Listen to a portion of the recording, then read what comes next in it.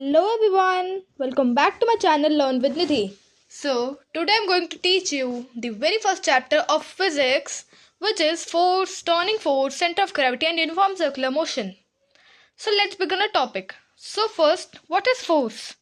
Force is anything push or pull acting on a body which tend to change its shape, size, or the state of rest or motion is called force. So, force क्या होता है कि कोई भी push और पुल जो किसी body पे हम अप्लाई करते हैं जिससे उस बॉडी की शेप साइज या उसकी स्टेट ऑफ रेस्ट और मोशन में चेंज होता है, तो उस कंडीशन को हम क्या बोलते हैं? फोर्स. सो फोर्स को क्लासीफाई कैसे करते हैं हम? So force is basically classified as contact force and non contact force और action at a distant force. So contact force क्या होता है हमारे पास कि जब कोई जो ऑब्जेक्ट्स हैं वो फिजिकली कांटेक्ट में एक दूसरे से, सो उस फोर्स को हम बोलते हैं कांटेक्ट फोर्स.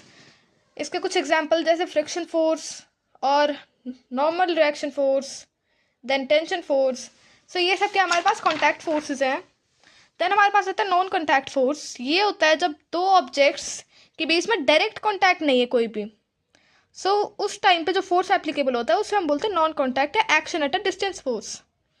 इसके एग्जाम्पल्स है जैसे gravitational force, magnetic force, electrostatic force. उसके बाद जनरल कैरेक्टरिस्टिक्स क्या होते हैं नॉन कांटेक्ट फोर्सेस की? फर्स्ट, ये एक्ट करते हैं एक डिस्टेंस से. जो मैग्नीट्यूड होता है नॉन कांटेक्ट फोर्स का वो डिपेंड करता है नेचर ऑफ द सोर्स और डिस्टेंस ऑफ सेपरेशन. देन जितनी ज़्यादा स्ट्रॉन्ग फील्ड प्रोड्यूस करेगा सोर्स उतना ही ज़्यादा उसका मैग्नीट्यूड होगा नॉन कांटेक्ट फोर्स का. Then greater is the separation between the body and the source of force, smaller is the magnitude of non-contact force. जितना ज़्यादा सेपरेशन होगा बॉडी और सोर्स ऑफ फोर्स में उतना ही कम उसका क्या होगा? मैग्नीट्यूड होगा. देन हमारे पास है यूनिट्स ऑफ फोर्स. फोर्स के अब क्या यूनिट्स होती है हमारे पास? ऐसे unit of force is Newton. Symbol of Newton क्या होता है? एन. एक न्यूटन में हमारे पास 1 मीटर पर सेकेंड स्क्वायर. इसको हम लिख सकते हैं कि फोर्स का फॉर्मूला क्या होता है हमारे पास? Force is equals to mass into acceleration. Yes. SI unit क्या होती है हमारे पास फोर्स की? Newton. Then CGS unit of force is dyne. So 1 dyne is equals to 1 gram centimetre second square. Then हमें ये इंपॉर्टेंट है रिलेशनशिप बिटवीन न्यूटन एंड डायन. सो 1 न्यूटन में हमारे पास 1 kg into 1 metre per second square. हमारे पास 1 Newton में force होता है, मतलब कि हमारे पास 1 न्यूटन में हम kg को ग्राम में कन्वर्ट करेंगे तो 1 kg is equals to 1000 grams. 1 metre per second square is equals to 100 centimetre per second square. And यहाँ पे हम देखेंगे इसे मल्टीप्लाई करके तो 1 newton is equals to 10⁵ time. So it is important, you have to learn it. So 1 Newton is equals to 10⁵ time. Then हमारे पास आते हैं gravitational units of force. Gravitational units क्या होती है फोर्स की? ये इसे हम कैसे डिफाइन करते हैं? That force which produces an acceleration equal to the acceleration due to gravity in body of one unit mass. So basically gravitational unit क्या होती है फोर्स की? It is kgf and gf, which is kilogram force and gram force. So हमारे पास यहाँ पे 1 kgf is equals to 9.81 Newton. 1 kg is equals to 9.81 Newton. It is also important. Then we have types of motions. So rotational and transitional motions से हमारे पास 2 types के motions. Transitional motions वो होते हैं the motion in which a body moves as a whole and every point on it moves the same distance. कि जो body है वो as a whole move करती है और उस पे जो हर एक point है वो मूव करता है सेम डिस्टेंस. तो that type of motion is known as translational motion. इसमें हमारे पास 2 टाइप्स होते हैं, linear translational motion and random motion. Linear वो होता है जब स्ट्रेट लाइन में मूव करती है हमारी कोई बॉडी, और रैंडम होता है जब कोई अपनी डायरेक्शन चेंज करते हैं, जैसे ऐसे चली गई, ऐसे कैसे भी चली गई, उसकी डायरेक्शन चेंज हो गई. So that type of motion is known as random motion. Then हमारे पास आता है रोटेशनल मोशन. रोटेशनल मोशन क्या होता है?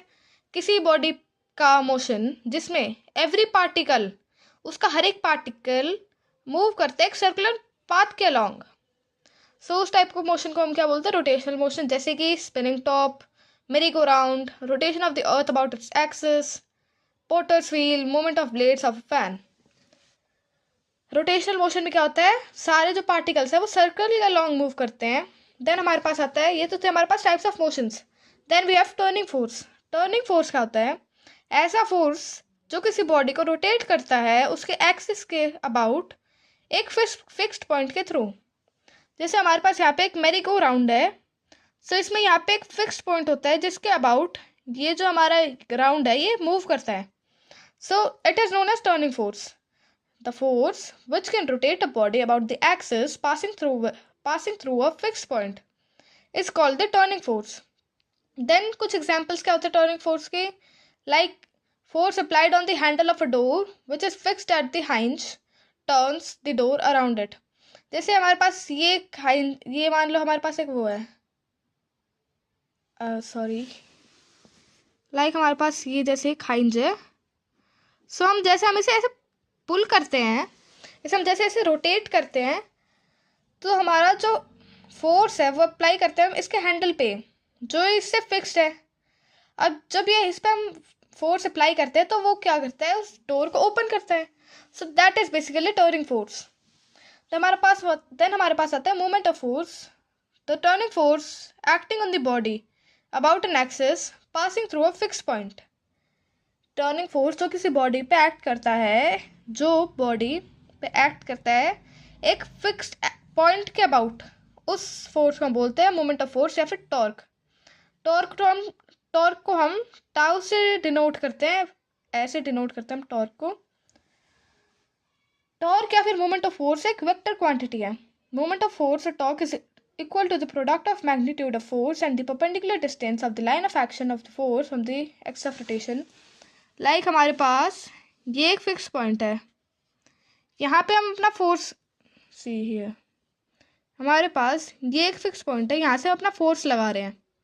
सो जैसे हम यहाँ से ऐसे रोटेशनल फोर्स लगाएंगे, सो क्या होगा, ये फिक्स पॉइंट के अबाउट ये मूव करेगा। अब हम यहाँ पे मोमेंट ऑफ फोर्स कैसे कैलकुलेट करेंगे, जो हम यहाँ पे फोर्स लगा रहे हैं मल्टीप्लाई बाय जो इसका डिस्टेंस है, perpendicular distance, it is d।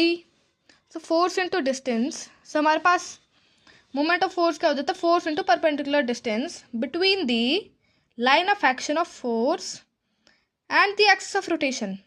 So it is known as moment of force. Then हमारे पास आता है factors affecting the turning effect of force.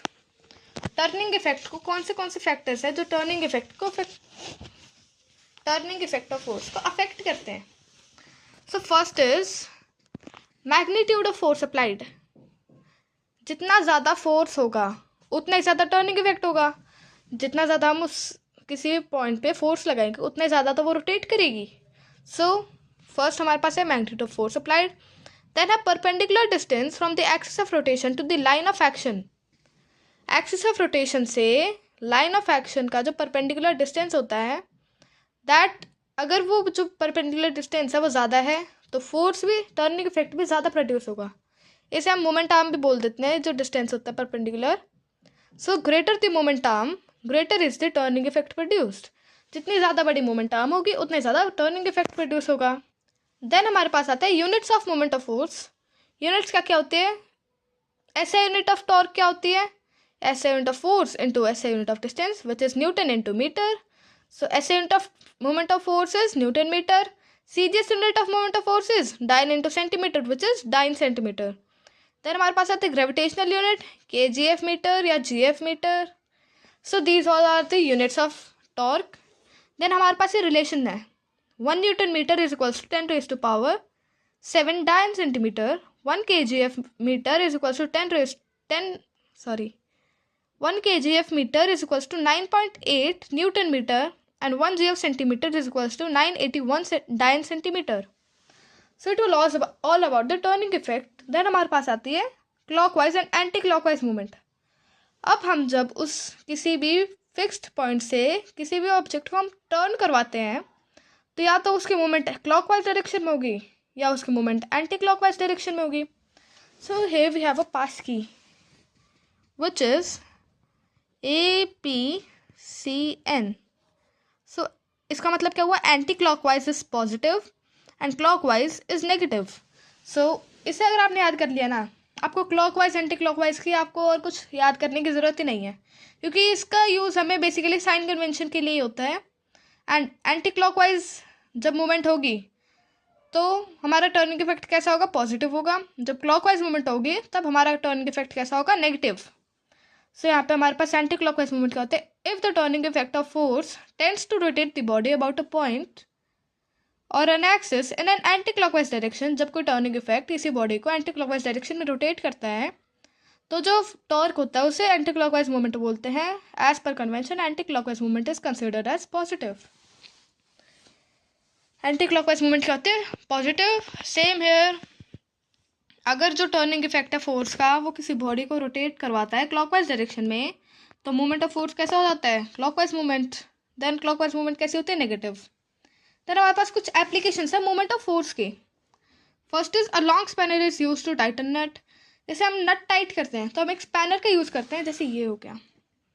सो एक लॉन्ग स्पैनर यूज़ करते हैं क्योंकि जितना ज़्यादा मूवमेंट आर्म होगा, जितना ज़्यादा ये आर्म होगा उतना ही ज़्यादा टर्निंग इफेक्ट होगा, क्योंकि यहाँ इसके एंड पॉइंट से जितना ज़्यादा हम फोर्स लगाएंगे उतना ही ज़्यादा टर्निंग इफेक्ट होगा, उतनी आसानी से ईजिली ये खुल जाएगा.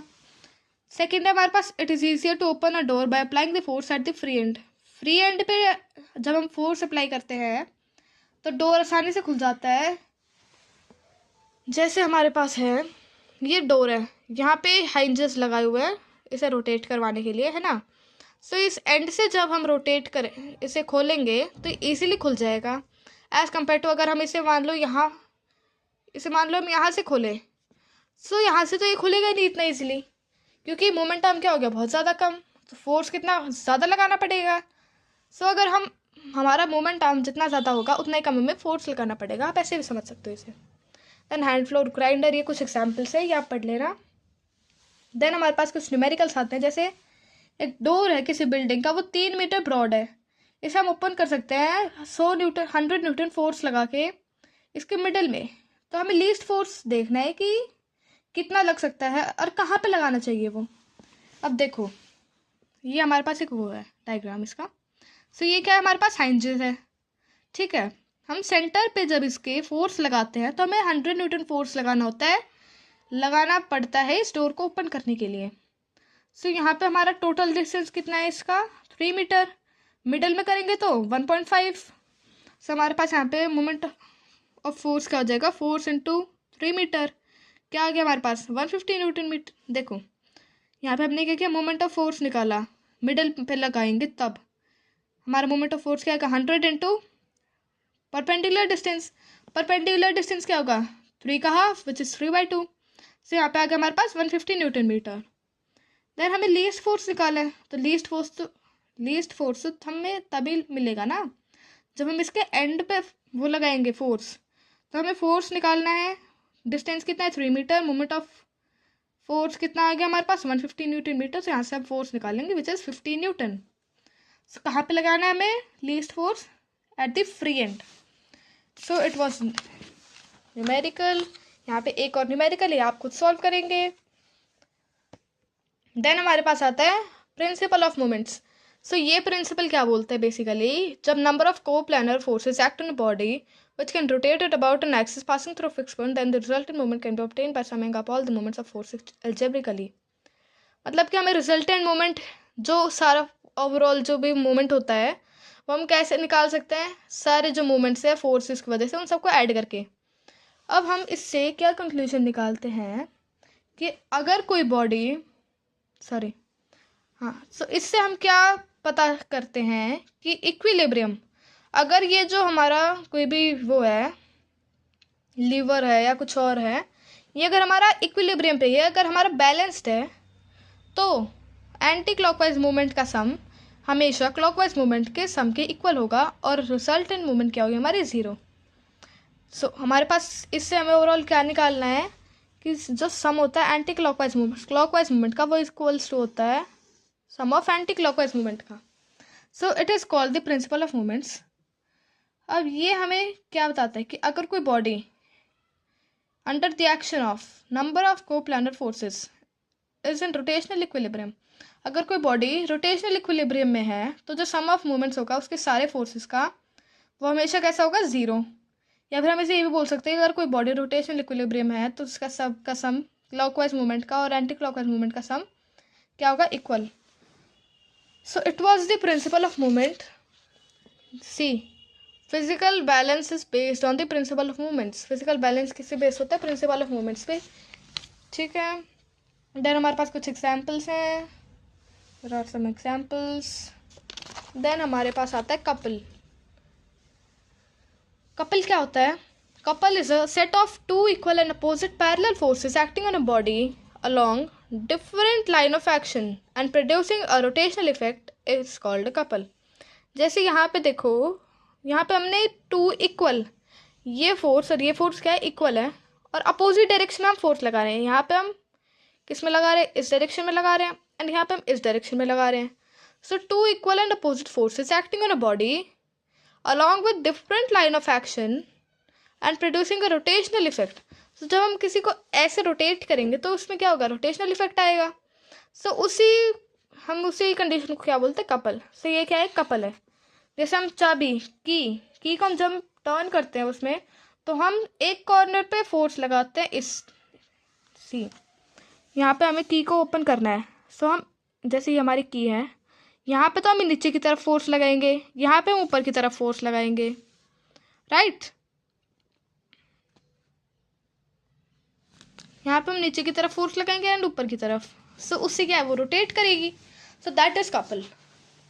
देन हमारे पास पैरामीटर्स ऑफ कपल क्या होते हैं, arm of couple, perpendicular distance, जो दो अपोजिट और पैरेलल फोर्सेस के बीच में जो परपेंडिकुलर डिस्टेंस होता है, that is known as the arm of couple. Then moment of couple product, moment of couple क्या होता है, force into arm of couple का प्रोडक्ट। अगर हमारे जो कपल है वो एंटी क्लॉकवाइज डायरेक्शन में रोटेट करता है तो वो पॉजिटिव कंसीडर किया जाएगा, और अगर टेंडेंसी ऑफ रोटेशन क्लॉकवाइज है तो that is taken as negative. Then हमारे पास आती है units of couple. Units of couple is newton metre, gravitational unit is kilogram, kgf metre, cgs unit is dyne metre, and gravitational cgs unit is gf centimetre. Then हमारे पास कुछ examples हैं, जैसे कि turning a key in lock, turning on the tap, turning a steering wheel, opening the cap of an ink pot, turning of screw driver. So ये हमारे पास couple था। देन आता है हमारे पास centre of gravity. Centre of gravity क्या होता है, earth attracts every object towards its centre. This force of attraction is called the force of gravity. जो अर्थ है वो हर एक ऑब्जेक्ट को अपने सेंटर की तरफ अट्रैक्ट करती है, और ये जो फोर्स ऑफ अट्रैक्शन होता है इसे हम बोलते हैं force of gravity on the object, या फिर वेट ऑफ द ऑब्जेक्ट, ये हम इसे सेंटर ऑफ ग्रेविटी बोलते हैं। ठीक है, सो सेंटर ऑफ ग्रेविटी का मतलब क्या होता है। सो सेंटर ऑफ ग्रेविटी को हम कैसे डिफाइन कर सकते हैं, it is defined as the point through which the line of action of weight of the whole body passes in whatever position the body is placed. मतलब कि वो point जहाँ से उसकी जो लाइन ऑफ एक्शन है weight की, पूरी बॉडी की जो उसकी लाइन ऑफ एक्शन है वो पास करती है, चाहे वो कैसी भी पोजीशन में हो। Centre of gravity all bodies are made of. हाँ, तो हमारे सेंटर ऑफ ग्रेविटी को हम जी से भी डिनोट करते हैं। जैसे ये है हमारे पास एक समथिंग कुछ डायग्राम है। देन यहाँ पे सारे क्या है, इसका वेट तो यहाँ पे लग रहा है, तो ये जो पॉइंट है ये इसके वेट की तरफ डायरेक्ट कर रहा है, सो ये इसका सेंटर ऑफ ग्रेविटी होगा। देन हमारे पास कुछ रेगुलर ऑब्जेक्ट्स की सेंटर ऑफ ग्रेविटी हमें ये लर्न करनी है। जैसे यूनिफॉर्म रोड की क्या होती है, उसका mid point of its axis. Triangular lamina की क्या होती है, point of intersection of its medians. Cylinder की क्या होती है, the mid point of its axis. Solid cone की क्या होती है, on its axis at a height of h/4 from the base. Then ये कुछ है हमारे पास रेगुलर ऑब्जेक्ट्स की सेंटर ऑफ ग्रेविटी, ये आप पढ़ लेना, ये लर्न करनी इंपॉर्टेंट है, एग्जाम में पूछी जा सकती है। देन हमारे पास आता है last topic which is uniform circular motion, not last, इसके बाद एक टॉपिक और बचेगा। सो हमारे पास आता है uniform circular motion. Uniform circular motion क्या होता है हमारे पास, किसी भी ऑब्जेक्ट का मोशन एक सर्कुलर पाथ में, उसे हम बोलते हैं सर्कुलर मोशन। और जब ये सर्कुलर पाथ में वो कांस्टेंट स्पीड के साथ मूव करता है तो उस मोशन को बोल देते हैं यूनिफॉर्म सर्कुलर मोशन। देन हमारे पास जैसे एग्जांपल है, जैसे planets moving around the sun in nearly circular paths. Planets sun के अराउंड सर्कुलर पाथ में मूव करते हैं, सो उनका मोशन कैसे, सर्कुलर मोशन। अब हम यूनिफॉर्म सर्कुलर मोशन को एक्सेलरेटेड मोशन क्यों बोलते हैं, क्योंकि देखो when a body moves in a circular path in its direction of motion changes continuously. जब कोई बॉडी सर्कुलर पाथ में मूव करती है तो उसके मोशन की डायरेक्शन चेंज होती है। जैसे यहाँ पे हमारे अर्थ मून है, वो अर्थ के अराउंड घूम रहा है, जैसे यहाँ पे आए तो इसकी डायरेक्शन ऑफ मोशन क्या है, ये है।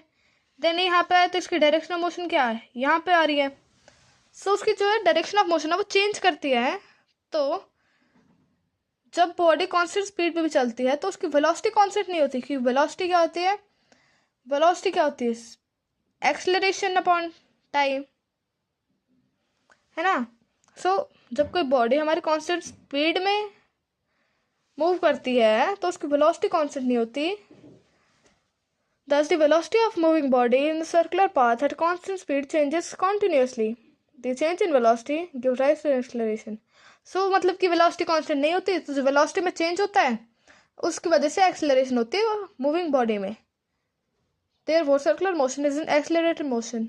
So, देखो बेसिकली इसमें हमें क्या बताया है कि जब कोई बॉडी सर्कुलर पाथ में मूव करती है डायरेक्शन ऑफ मोशन में, तो उसकी जो डायरेक्शन है मोशन की वो चेंज हो जाती है कॉन्टिन्यूसली। सो इवन हमारी जो बॉडी है वो कांस्टेंट स्पीड पर मूव कर रही है, लेकिन उसकी वेलोसिटी कांस्टेंट नहीं होती। सो जो वेलोसिटी में जो चेंजेस आते हैं उसकी वजह से जो बॉडी है उसमें एक्सेलरेशन राइज होती है, एंड दस इसी की वजह से एक्सेलरेटेड मोशन बोलते हैं हम सर्कुलर मोशन को, जबकि उसकी स्पीड कांस्टेंट रहती है। In other words, the motion of a body moving in a circular path with the constant speed is an accelerated motion because its velocity is not constant. उसकी velocity constant नहीं होती और change in velocity give rise to acceleration in the moving body. आपको इसमें basically इतना ही करना है। Then हमारे पास why is motion of satellites around the planet is considered as accelerated motion, ये हमने भी यहीं पे किया है, क्योंकि वो directed होता है towards the center of planet की तरफ। Then uniform linear motion accelerated motion क्यों नहीं है, क्योंकि वहाँ पे वेलोसिटी भी कांस्टेंट होती है, वेलोसिटी भी चेंज नहीं होती, तो एक्सेलरेशन प्रोड्यूस ही नहीं हो पाती उसमें। So that's why it's not accelerated motion. उसके बाद हमारे पास है uniform linear motion and uniform circular motion में डिफरेंस। सो जो बॉडी है वो along straight line, linear motion में क्या है, body moves along straight line, and circular motion में body moves along circular path. Uniform linear motion में जो डायरेक्शन है डज नॉट चेंज, और सर्कुलर मोशन में डायरेक्शन चेंज करते कॉन्टिन्यूसली। ये एक एक्सेलरेटेड मोशन नहीं है एंड ये एक एक्सेलरेटेड मोशन है। देन हमारे पास आता है last topic which is centripetal and centrifugal force. Centripetal force क्या होता है, वो फोर्स जिसमें जो हमारे पास जो फोर्स है वो सेंट्रीपिटल फोर्स में क्या होता है, टुवर्ड्स द सेंटर लगता है। सो उस फोर्स को हम बोलते हैं वो centripetal force. Centripetal force is the force exerted on the revolving body by another body at the center towards itself along the radius. मतलब कि कोई भी रोटेटिंग बॉडी है, रिवॉल्विंग बॉडी है, उस पर जो फोर्स एक्सर्ट करते हैं कोई दूसरी बॉडी उसके सेंटर की तरफ, सो उस फोर्स को हम बोलते हैं centripetal force. And centrifugal force इसका जस्ट अपोजिट। जब कोई बॉडी किसी बॉडी पे, किसी रिवॉल्विंग बॉडी पे फोर्स एक्सर्ट करती है उसके सेंटर से अवे फ्रॉम इट सेंटर, तो उस फोर्स को हम बोलते हैं सेंट्रीफ्यूगल फोर्स।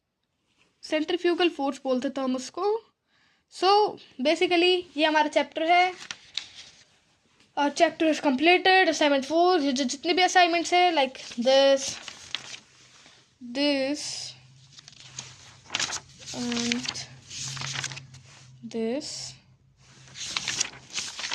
एंड दिस, ये सारे असाइनमेंट्स भी आप सॉल्व करेंगे। एंड अगर कोई डाउट है तो आप कमेंट सेक्शन में मुझसे पूछ सकते हैं, I will give the answer. And hope you like my video. Don't forget to like, share and subscribe my channel. Thank you so much for watching. Bye.